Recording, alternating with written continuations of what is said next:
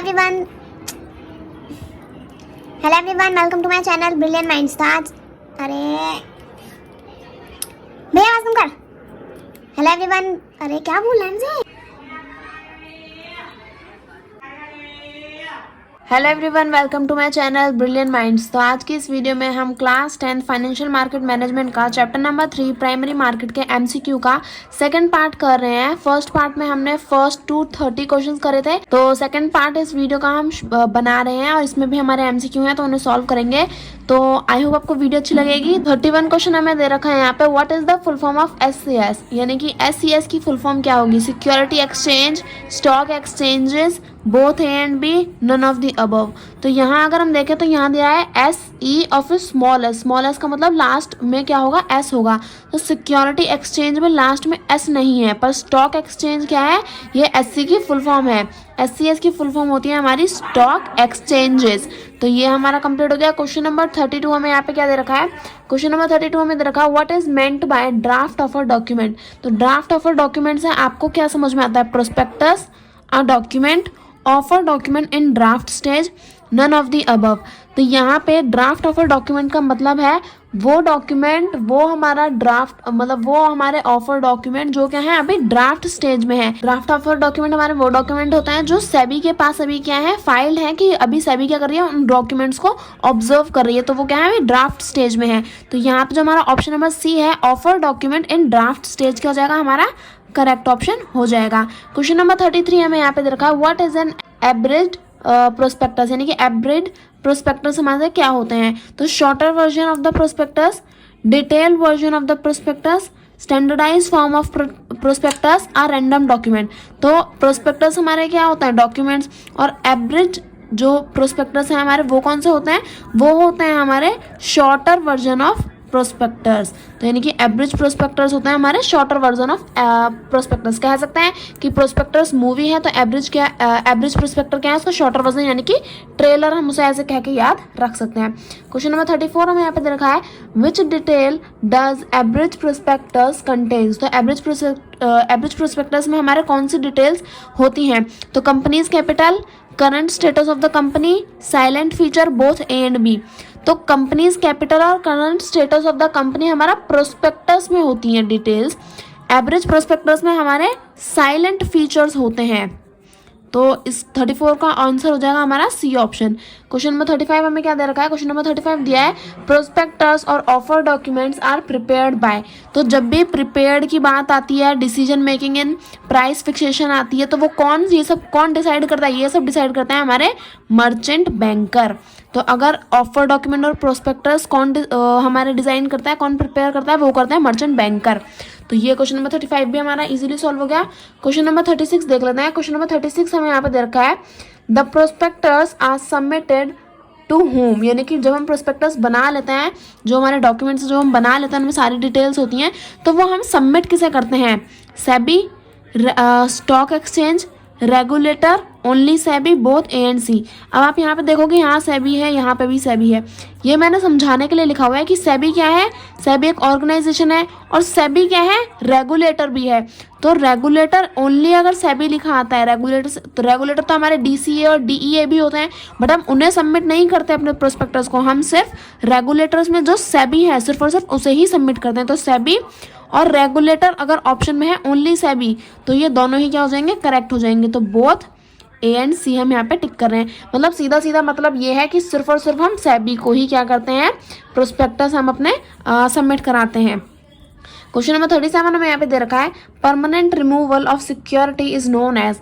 जब हम सिक्योरिटीज को अगर हमने रिमूव करा दिया तो उससे हम उस प्रोसेस को हम क्या बोलेंगे, listing of security, delisting of security, lock in, both A and C। तो यहाँ पे अगर हम क्या देखें, हम क्या करा रहे हैं, रिमूव करा रहे हैं। तो लिस्ट का मतलब क्या होता है, जैसे हमारी जो खाने की भी लिस्ट होती है तो उसमें हम हर एक चीज़ को लिखते हैं, तो वो क्या हो रही है, हर चीज़ उसमें ऐड हो रही है, और जब हम उसमें से हटा रहे हैं तो वो क्या हो रही है, डीलिस्ट हो रही है। तो रिमूवल ऑफ सिक्योरिटी क्या हो जाएगा हमारा, डीलिस्टिंग ऑफ सिक्योरिटीज। तो ऑप्शन नंबर बी क्या हो जाएगा हमारा करेक्ट ऑप्शन। बाकी क्वेश्चन हम नेक्स्ट पेज से स्टार्ट करते हैं। तो क्वेश्चन नंबर 38 है, यहाँ पे हमें दे रखा है what is the role of SEBI in an issue, यानी कि जो हमारा सेबी है उसका क्या रोल होता है एक इशू में। इशू यानी कि जब हम कोई सिक्योरिटी का इशू करते हैं तो उसमें सेबी का क्या रोल है। To decide the price, value is more than 50 lakh, so observe the draft of a document. To participate in price fixation, none of the above. तो प्राइस डिसाइड करना किसका काम है, मर्चेंट बैंकर का, और उसमें पार्टिसिपेट करना है यानी कि प्राइस फिक्सेशन, यानी कि जब हम प्राइस फिक्स कर रहे हैं तो उसमें भी कौन पार्टिसिपेट करता है, मर्चेंट बैंक। तो ये दोनों ऑप्शन तो गलत हो गए। अब सेबी का रोल क्या है, अगर आपने बुक पढ़ी है, बुक रीड कर रखी है तो आपको सारे आंसर आते होंगे। तो सेबी का रोल होता है कि अगर किसी इशू का प्राइस क्या है 50 लाख, 50 लाख से ज़्यादा है, तो उसका क्या लेंगे, सेबी जो है उसका ड्राफ्ट ऑफ डॉक्यूमेंट अपने पास रखती है और सब कुछ वेरीफाई करती है कि किस टाइप का इशू है। तो यही क्या होता है, किसी भी इशू में सेबी का रोल होता है कि अगर उसका प्राइस 50 लाख से ज़्यादा है तो क्या करेगी, सेबी उसमें अपना रोल प्ले करेगी। तो ये हमारा जो ऑप्शन नंबर बी है वो क्या हो जाएगा हमारा करेक्ट ऑप्शन।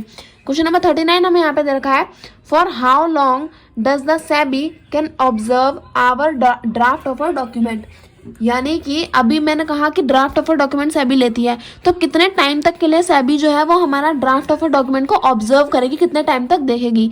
तो 2 मंथ 3 वीक्स, 2 महीने 3 हफ्ते, और 15 दिन 15 डेज, 3 मंथ 1 वीक, 3 महीने 1 हफ्ता, या फिर 3 मंथ।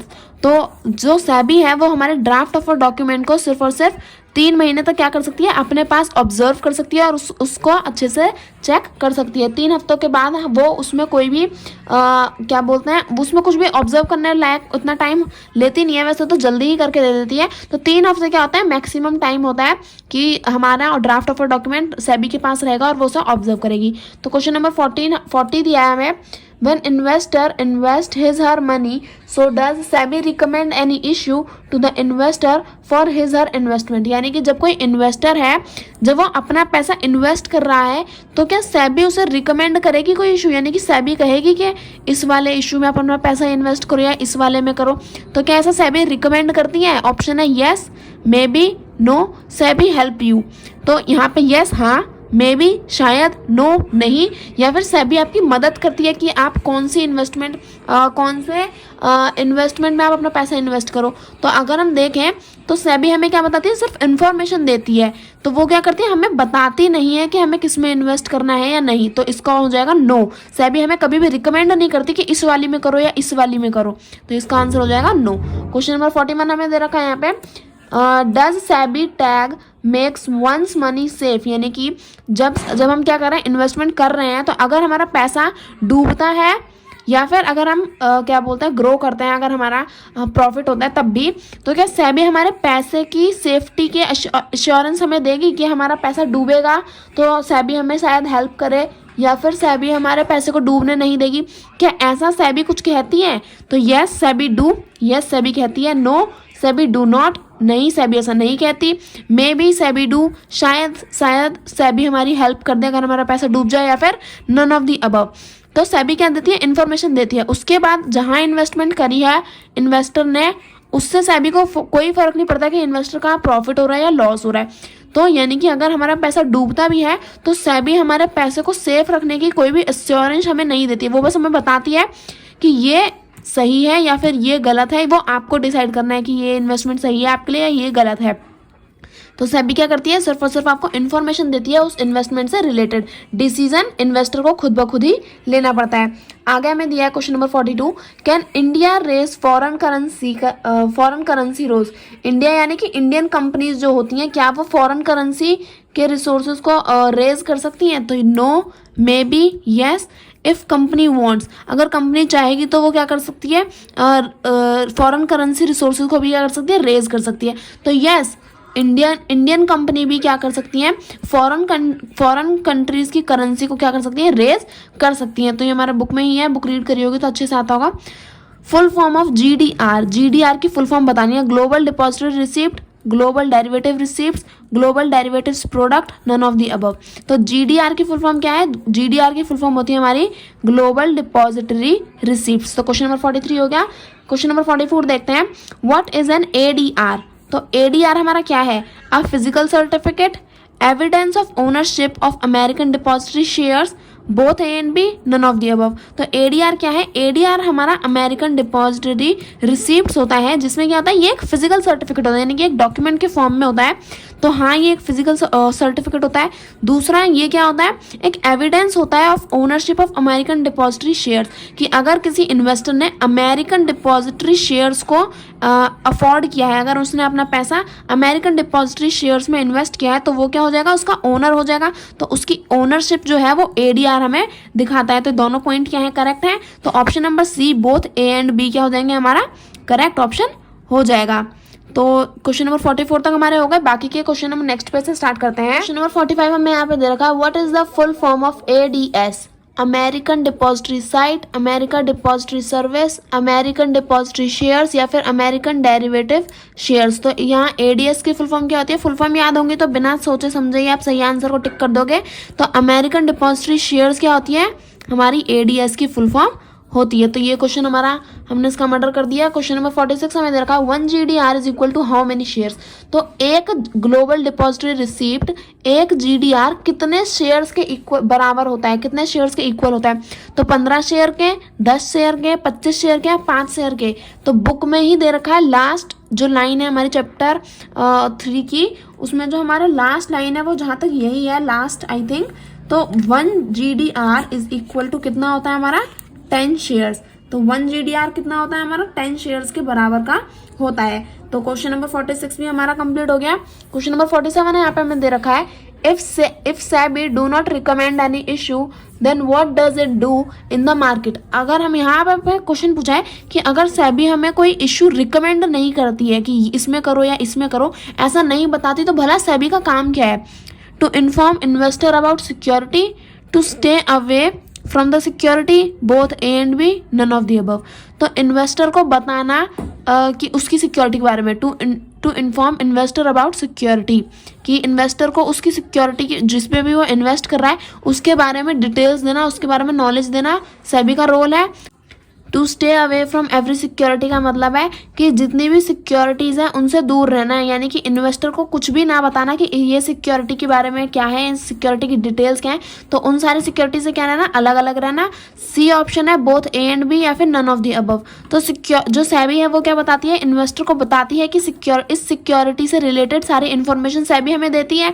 तो यानी कि SEBI का रोल क्या हुआ? इन्फॉर्मेशन देना, ना कि इस सिक्योरिटी से ही अलग रहना। तो बोथ A एंड B भी गलत है, नन ऑफ दी भी गलत है, और B ऑप्शन भी हमारा गलत है। क्वेश्चन नंबर 48 हमें दे रखा है, what is meant bye lock in? Lock in से आपको क्या समझ में आता है? तो lock the house for security, अपने घर पे ताला लगा देना अपनी सुरक्षा के लिए। Freeze on the sale of share, both A and B, none of the above. तो यहाँ पे हम फाइनेंशियल मार्केट की बात कर रहे हैं, हम यहाँ पे अपने घर के ताले और घर की चाबी और घर के जेवरात की बात तो कर नहीं रहे। तो ये तो गलत हो गया। अब A गलत हो गया तो बोथ A एंड B भी गलत हो गया। और अब यहाँ पे देखें तो लॉक इन का मतलब होता है जब हम अपने शेयर्स को क्या करें, कुछ टाइम तक फ्रीज कर दें, कुछ टाइम तक उन्हें क्या करें, ना बेचें मार्केट में। तो वही क्या होता है, वो हमारा लॉक इन हो जाता है। तो ये दोनों ऑप्शन भी क्या हो गए? गलत हो गए। क्वेश्चन नंबर 49 हमें यहाँ पे रखा है, what is meant bye listing of security? यानी कि लिस्टिंग ऑफ सिक्योरिटी से आपको क्या समझ में आता है?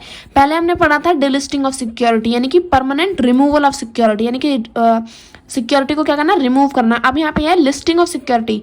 सो removal of security, trading in security, admission of security, buying of securities. यानी कि अगर हम रिमूव कर रहे हैं तो वो डिलिस्टिंग हो गया। ट्रेड कर रहे हैं तो वो तो हमारा एक ट्रेडिंग यानी कि बाइंग और सेलिंग है ना। तो हम ट्रेड कर रहे हैं, लिस्ट कहाँ कर रहे हैं? यहाँ पे बाइंग का मतलब भी क्या है, हमारी ट्रेड चल रही है, हम यहाँ पे अपना व्यापार कर रहे हैं। तो एडमिशन ऑफ सिक्योरिटी, लिस्ट कर रहे हैं यानी कि एडमिशन हो रहा है हमारा सिक्योरिटी का, तो वही होता है हमारा लिस्टिंग ऑफ सिक्योरिटी, यानी कि admission of security means listing of security. तो लास्ट क्वेश्चन है इस वीडियो का हमारा, इसके बाद हम वीडियो को एंड कर देंगे। तो क्वेश्चन नंबर 50 में दिया है, what is the premium value of a security? तो प्रीमियम वैल्यू क्या होती है? फेस वैल्यू, सेम वैल्यू यानी कि ओरिजिनल वैल्यू, और डिस्काउंट यानी कि सस्ते में मिलता है तो ओरिजिनल वैल्यू से कम, और प्रीमियम यानी कि ओरिजिनल वैल्यू से ज़्यादा। तो more price than the original value, less price than the original value, same price as the original value, nothing like premium value और नथिंग लाइक एग्जिस्ट होगा यहाँ पे, यानी कि नथिंग लाइक प्रीमियम वैल्यू, यहाँ पे एग्जिस्ट यहाँ नहीं होगा, सॉरी यहाँ पे होगा nothing exist like premium value. यहाँ पे ऑप्शन में गलती है, nothing exist like premium value, यानी कि प्रीमियम वैल्यू की तरह प्रीमियम वैल्यू नाम की कोई चीज़ ही नहीं एग्जिस्ट करती है इस दुनिया में। तो नहीं, प्रीमियम वैल्यू का मतलब क्या होता है, जो ओरिजिनल प्राइस है उससे ज़्यादा, यानी कि more price than the original price. तो जो हमारा ऑप्शन ए है वो क्या हो जाएगा, हमारा करेक्ट ऑप्शन हो जाएगा। तो इसी के साथ हमारे चैप्टर 3 के सारे एमसीक्यूज कंप्लीट हो गए हैं, जितने भी इस चैप्टर से बन सकते थे। तो 50 क्वेश्चन हमने कर लिए हैं। आई होप आपको सारे क्वेश्चन अच्छे से समझ में आए होंगे। वीडियो अच्छी लगी तो प्लीज़ वीडियो को लाइक करें and subscribe my channel for more videos. Thank you for watching.